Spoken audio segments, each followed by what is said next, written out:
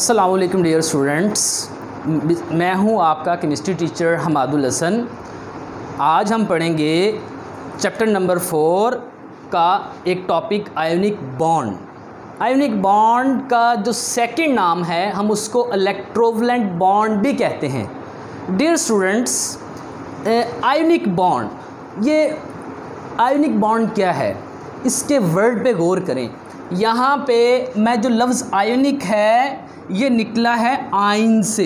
यहाँ आपने जो आयन्स लेने हैं वो लेने हैं कैटाइन और एनाइन। और बॉन्ड का मतलब होता है अट्रैक्शन। बॉन्ड का मतलब होता है अट्रैक्शन। तो मैं इसको वेरी सिंपल डेफिनेशन में ये कहूँगा कि कैटाइन और एनाइन के दरमियान अट्रैक्शन, यानी कि दो चार्जेस के दरमियान जो अट्रैक्शन है उसकी वजह से जो बॉन्ड स्टैब्लिश हुआ है उसको हम कहेंगे आयोनिक बॉन्ड। डेफिनेशन देखें डियर स्टूडेंट्स, इसकी ना यहाँ पे दो डेफिनेशंस हैं, ठीक है। मैं आपको दो डेफिनेशन से इसको क्लियर करना चाहूँगा।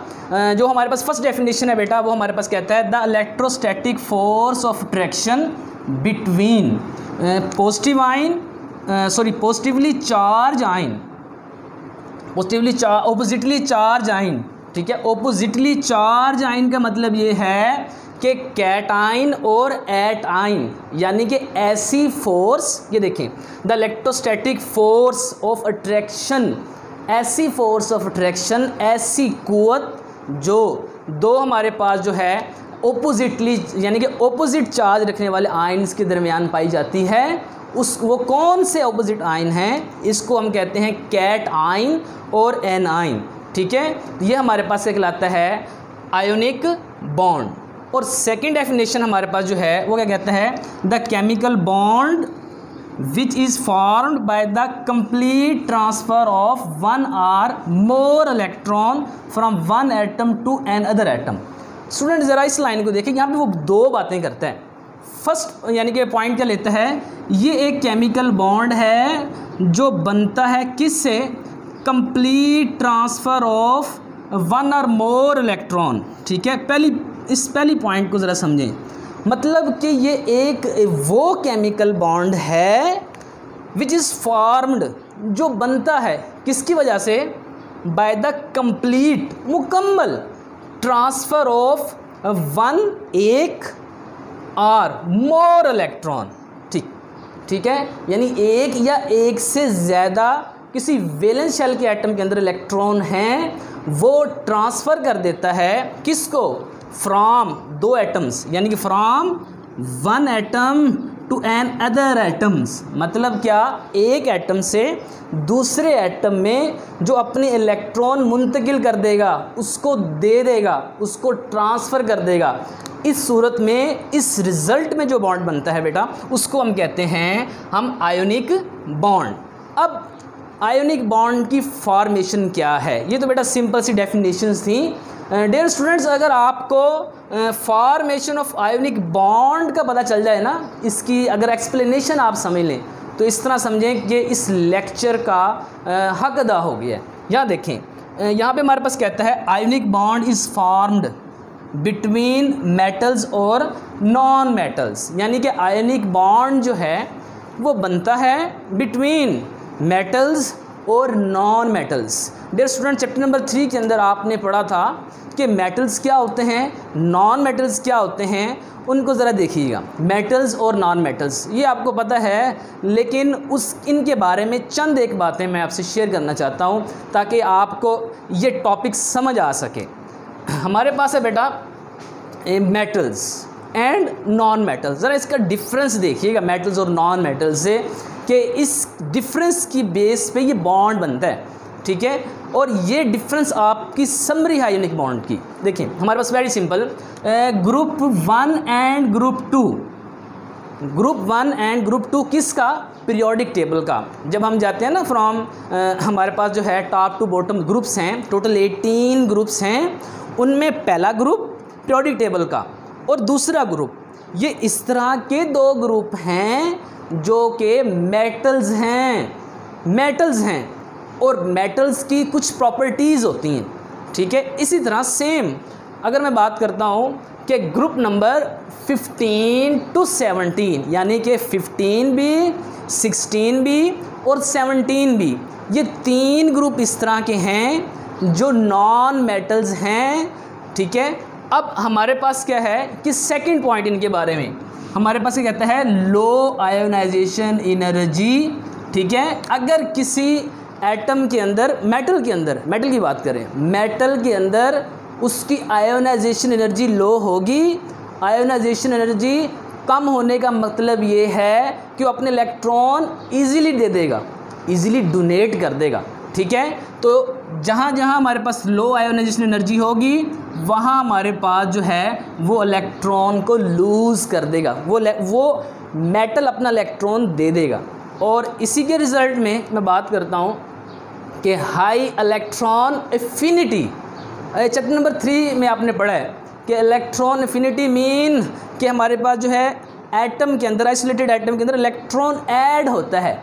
ऐड होने की सूरत में हमारे पास क्या होता है, वो इलेक्ट्रॉन को गेन करता है, इलेक्ट्रॉन को लेता है, ठीक है।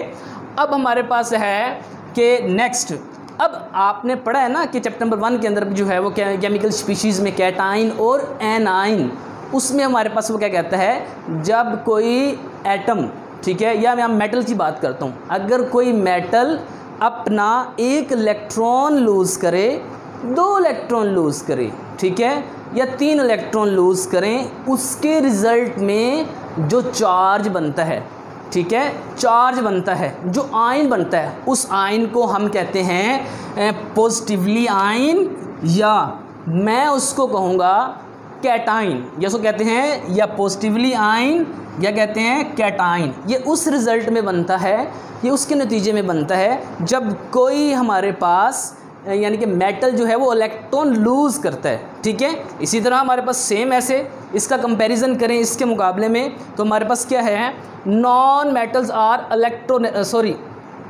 नेगेटिव आयन एनाइन, मतलब ये कि अगर किसी नॉन मेटल के वैलेंस शेल में इलेक्ट्रॉन आएगा या इलेक्ट्रॉन वो गेन करेगा, तो उसके ऊपर जो चार्ज आएगा उस चार्ज को मैं नेगेटिव आयन या उसको मैं कहूँगा एनाइन कहूँगा, ठीक है।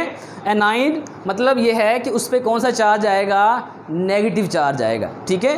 उसके बाद बेटा थर्ड इसकी प्रॉपर्टी है, metals are electropositive in nature. Last chapter में इसको पढ़ेंगे डिटेल के साथ, ठीक है। मेटल जो है वो इलेक्ट्रोपॉजिटिव इन नेचर होते हैं, नॉन मेटल जो हैं वो इलेक्ट्रोनेगेटिव इन नेचर होते हैं, ठीक है।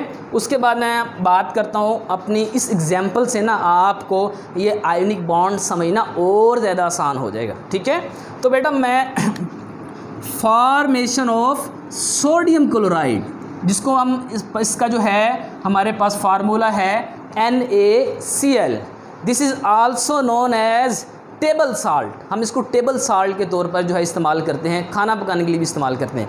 इसकी फॉर्मेशन किस तरह से होती है, ये बनता कैसे, आइए इसको देखते हैं। फर्स्ट ऑफ ऑल मैं ये जनरल रिएक्शन लिखता हूँ, यानी कि हमारे पास जो है Na+Cl2 और ये हमारे पास क्या हो NaCl बनता है। इस सूरत में ये सॉलिड में होता है और ये गैस में होता है, तो ये मिलकर हमारे पास क्या बनाता है, सोडियम क्लोराइड बनाता है। इसी की फॉर्मेशन की तरफ मैं जा रहा हूँ, ठीक है। यही है वो आयनिक बॉन्ड है जिसका हमने यहाँ पे जिक्र कर रहे हैं।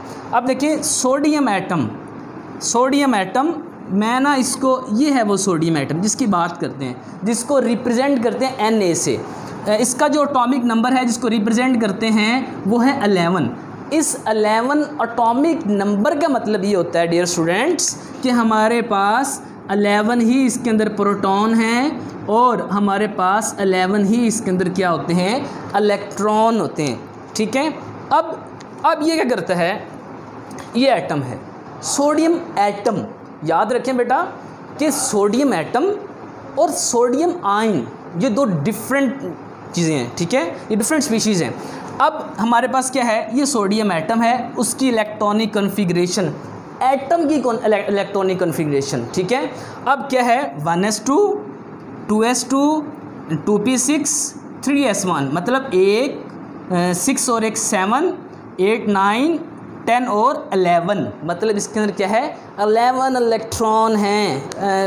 डियर स्टूडेंट्स, ये इस डायग्राम से देखें आप, ये देखें, ये इसका न्यूक्लियस जिसके अंदर 11 प्रोटॉन हैं और उसके गिर्द हमारे पास क्या कर रहे हैं, सोडियम के 11 इलेक्ट्रॉन रिवॉल्व कर रहे हैं। ठीक है, अब क्या होता है कि इसके शेल को हम कहते हैं यानी कि वैलेंस शेल, या इसको हम कहते हैं आउटर मोस्ट शेल। ठीक है, अब हमारे पास क्या आता है, 2 इलेक्ट्रॉन इधर, 8 इलेक्ट्रॉन इधर, 8 और 2 10 और 1 11, टोटल 11 इलेक्ट्रॉन हैं इसके अंदर। अब हमारे पास बेटा ट्रेजेडी ये है कि ये जो हमारे पास सोडियम है इसका ऑक्टेट कंप्लीट नहीं है। मैंने आपको पिछले लेक्चर में ये बताया था कि बॉन्ड क्यों बनाते हैं, ताकि वो अपना ऑक्टेट कंप्लीट कर सकें, ऑक्टेट रूल को फॉलो कर सकें, नोबल गैसेस जैसी इलेक्ट्रॉनिक कॉन्फ़िगरेशन हासिल करके बॉन्ड बना के अपने आप को स्टेबल कर सकें। और मैंने ये भी बताया था कि जिसके वैलेंस शेल के अंदर जो है 3, 2 या 1 ये इलेक्ट्रॉन होते हैं, वो स्टेबल नहीं होता जब तक उसके वैलेंस शेल में 8 इलेक्ट्रॉन ना आ जाएं। अब ये जो सोडियम एटम है इसके वैलेंस शेल के अंदर 1 इलेक्ट्रॉन है, 1 इलेक्ट्रॉन होने की वजह से ये अनस्टेबल है। अनस्टेबल मतलब इसकी एनर्जी ज़्यादा है। ठीक है, ये क्या करेगा, ये अपना 1 इलेक्ट्रॉन किसी को डोनेट करे, यहाँ पे मैं किसी से मुराद है क्लोरीन को लेता हूँ, डोनेट करे।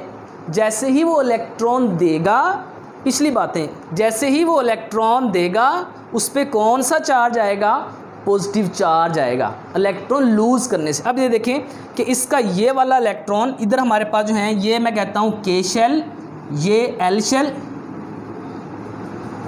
के शेल, एल शेल, और हमारे पास है एम शेल। ठीक है, ये शेल हैं। अब हमारे पास जो है के अंदर 2, एल के अंदर हमारे पास 8, एन के अंदर 1।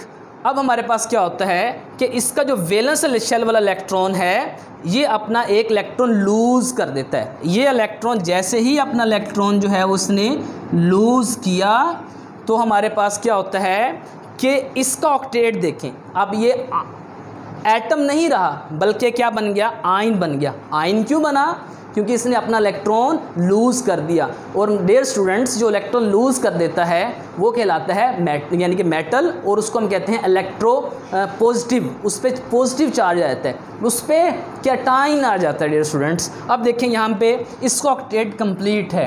अब ये सोडियम और उस पर पॉजिटिव चार्ज, इसको मैं कहता हूँ ये सोडियम आयन है। और इसके वैलेंस शेल के अंदर ये जो लास्ट इलेक्ट्रॉन था ये इसने डोनेट कर दिया, दे दिया किसको, ठीक है। आप देखिए लूज़ कर दिया। अब इसके वैलेंस शेल की इलेक्ट्रॉनिक कॉन्फ़िगरेशन की, वैलेंस शेल की बात करता हूँ।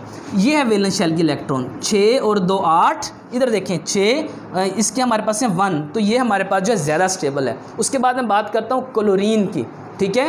अब क्लोरीन, उसका एटॉमिक नंबर होता है 17। 17 का मतलब डियर स्टूडेंट्स 17 प्रोटॉन और 17 ही हमारे पास इलेक्ट्रॉन, ठीक है। तो इस सूरत में हम देखते हैं कि मैं इसकी इलेक्ट्रॉनिक कॉन्फ़िगरेशन देखता हूँ, ठीक है। अब देखें 1s2 2s2 2p6 3s2 3p5। अब नॉन मेटल जो हैं उनके बारे में मैंने भी बताया, आपको शेयर किया कि ये इलेक्ट्रॉन गेन करने की सलाहियत रखते हैं। अब इसके वैलेंस शेल के अंदर टोटल 7 इलेक्ट्रॉन हैं। ये क्या करे, सोडियम ने जो इलेक्ट्रॉन लूज़ किया था ये उससे इलेक्ट्रॉन लेगा और उस पर चार्ज आ जाएगा नेगेटिव, ठीक है। जिसको मैं कहता हूँ, इसको मैं कहूँगा एनाइन। इस चार्ज को मैं नाम दूंगा एनाइन का। इसने इलेक्ट्रॉन गेन किया, ये वाला इलेक्ट्रॉन जो सोडियम ने लूज़ किया था। और यहाँ पे इसकी वैलेंस शेल की यानी कि आप स्टेबल फॉर्म में इलेक्ट्रॉनिक कॉन्फ़िगरेशन देखें क्लोरीन की, 1s2 2s2 2p6 3s2 and 3p6। ये देखें 6 और 2 8 इलेक्ट्रॉन। मैं ज़रा आपको डायग्राम से समझाना चाहता हूँ ताकि आपको मज़ीद, ठीक है, इजीली समझ आ जाए। अब देखें ये है इसका valence shell, outermost shell. उसके अंदर हमारे पास क्या हैं 1 2 3 4 5 6 7 इलेक्ट्रॉन। 7 इलेक्ट्रॉन होने की वजह से ये है अनस्टेबल, और ये चाहता है कि मैं अपने आप को स्टेबल करूं, स्टेबल करके इलेक्ट्रॉन गेन करके मैं क्या बना दूं, एक बॉन्ड बना दूं। अब देखें अब क्या होगा कि ये हमारे पास अपना एक इलेक्ट्रॉन हमारे पास क्या करेगा, गेन करेगा। जैसे ही इलेक्ट्रॉन गेन करेगा, अब देख रहे हैं यहाँ पे स्ट्रक्चर भी बड़ा हो गया। अब 1 2 3 4 5 6 7 8, अब यहाँ पे 8 इलेक्ट्रॉन पूरे हुए और यहाँ पे फॉर्मेशन होगी। किसकी फॉर्मेशन होगी, क्लोराइड आयन की। पहले एटम, इलेक्ट्रॉन लेने के बाद आयन बन गया, ठीक है। अब ये देखें, ये Na ये Cl, जब ये आपस में मिले तो हमारे पास सोडियम ने अपना एक इलेक्ट्रॉन लूज़ किया जिस पे पॉजिटिव चार्ज और इस पे नेगेटिव चार्ज। इन्हीं के दरमियान जो हमारे पास फोर्स आई, इसको हम कहते हैं इलेक्ट्रोस्टैटिक फोर्स। या इसी फोर्स की वजह से जो बॉन्ड बना, इस बॉन्ड को मैंने नाम दिया किसका, आयोनिक बॉन्ड। और बेटा ये याद रखें कि हमारे पास इस तमाम प्रोसेस के अंदर कि जो इलेक्ट्रॉन एटम के इन्वॉल्व होते हैं वो सिर्फ वैलेंस शेल के इलेक्ट्रॉन होते हैं, बाकी वो नहीं हिस्सा नहीं लेते। तो क्या कहता है आपकी टेक्स्ट बुक की मैं बात करता हूँ, ओनली वैलेंस शेल इलेक्ट्रॉन। अब देखिए इधर भी वैलेंस शेल ने इलेक्ट्रॉन ने हिस्सा लिया, इसके अंदर भी वैलेंस शेल ने इलेक्ट्रॉन हिस्सा लिया, इसने दिया, इसने एक्सेप्ट किया। अब बाकी ये जो अंदर वाले इलेक्ट्रॉन्स हैं ये वैसे के वैसे पड़े रह गए, इन्होंने कोई केमिकल रिएक्शन में हिस्सा नहीं लिया, कोई बॉन्ड फॉर्मेशन में हिस्सा नहीं लिया, ये वैसे के वैसे पड़े रह गए। यानी सच टाइप और इस तरह के जो कंपाउंड बनते हैं उसको हम नाम देते हैं आयोनिक कंपाउंड। अब मैं ज़रा डेफिनेशन की तरफ ज़रा आपको ये सारा समझाने के बाद मैं आपको ज़रा डेफिनेशन की तरफ लेके चलता हूँ ताकि अब आपको डेफिनेशन इजीली समझ आ जाएगी। क्या कहता था हमारे पास, the electrostatic force of attraction between oppositely charged ions. Oppositely charged ions का मतलब ये था Na positive and Cl negative के दरमियान ये जो फोर्स जनरेट हुई है, जो अट्रैक्शन जनरेट हुई है, जो खींचने की सलाहियत जनरेट हुई है, इसको हम कहते हैं आयोनिक बॉन्ड या इसको कहते हैं इलेक्ट्रोवैलेंट बॉन्ड। अब सेकंड डेफिनेशन से देखें, the chemical bond which is formed by the complete transfer of electron. अब देखिए सोडियम ने अपने सारे के सारे इलेक्ट्रॉन ट्रांसफ़र कर दिए। किसके इलेक्ट्रॉन ट्रांसफ़र किए, वैलेंस शेल के इलेक्ट्रॉन ट्रांसफ़र किए, ठीक है। तो यहाँ पे हमारे पास कहता है कंप्लीट ट्रांसफ़र ऑफ 1। अगर ये 1 इलेक्ट्रॉन है, मैं मैग्नीशियम की बात करता हूँ, अगर मैं मैग्नीशियम और ऑक्सीजन की बात करूँ ना, तो मैग्नीशियम के वैलेंस शेल के अंदर 2 इलेक्ट्रॉन होते हैं। जब वो इलेक्ट्रॉन 2 इलेक्ट्रॉन लूज़ करेगा तो उसके ऊपर 2 पॉजिटिव चार्ज आ जाएगा। 1 or more electron from 1 atom to another atom. मतलब इस सोडियम ने अपना एक electron 1 atom to another atom, एक एटम से दूसरे एटम को जो इलेक्ट्रॉन दिया, इस रिज़ल्ट में जो बॉन्ड बना बेटा उसको मैं कहता हूँ आयोनिक बॉन्ड। उसको मैं किसका नाम देता हूँ, आयोनिक बॉन्ड। मतलब आयन से मिलकर बनने वाला बॉन्ड, पॉजिटिव और नेगेटिव चार्जेस से मिलकर बनने वाला बॉन्ड, इस बॉन्ड को हमने कहा आयोनिक बॉन्ड। मेरी दुआ है कि अल्लाह ताला आप पर अपना करम और फजल फरमाए, आपके इल्म में इजाफ़ा फरमाए। अस्सलामु अलैकुम रहमतुल्लाह।